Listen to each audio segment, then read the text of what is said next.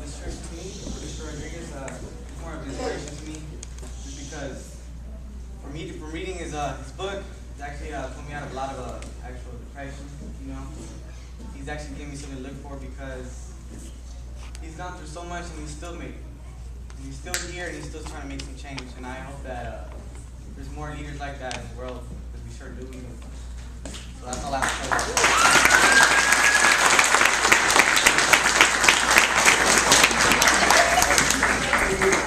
Well, first of all, let me say I'm honored to be here, and I want to speak frankly with you all.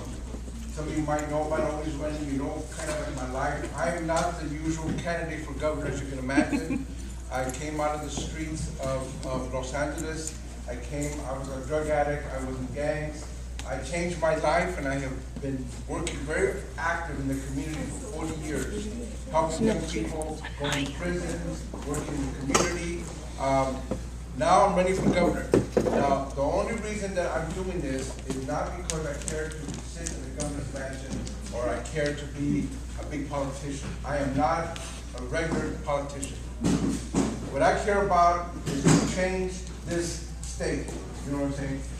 If I have seen changes in people, I know that we can change our environment.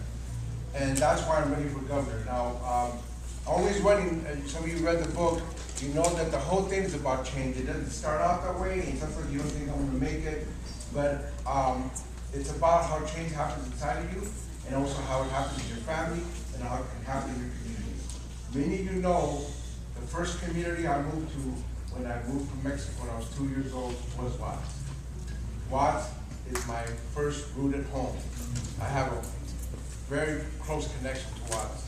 In my early 20s, I moved back to Watts. And when I ran for governor, I ran for school board when I was 22 years old. In the LA School District, I was living in Watts. The only Watts candidate ever at the time in the history of the school board race. So even though I lived all over East LA, I lived in other parts of LA, now I live in the San Fernando Valley, Watts is very special to me. I'm running for governor because I think that your voices have to be heard. Your issues aren't being brought to the Sacramento. People are not trying to address what your needs are. So this is what I want to do. I am tired of poverty. I am tired of this crazy prison system that's taken away a lot of our fathers and mothers away from our communities. I am tired of the fact that our environment is poisonous. All that industry that used to be here, that's what got poisoned in the land. I'm tired that a third of Californians have bad air to breathe. You know what I'm saying? And I'm tired that we don't have a culture of life, art, dance, music, beauty everywhere. So as governor, those are the things that I would fight for. I would do everything I can to eliminate poverty, get rid of the prison system as we know it, to have clean and a green environment, to make sure that there's free healthcare, free education, and that we have all the arts everywhere.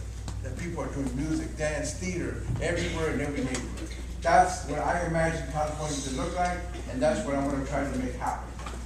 So what I want to do is I want to open up to you. I just want to introduce briefly Elijah Carter is the campaign manager for the LA County.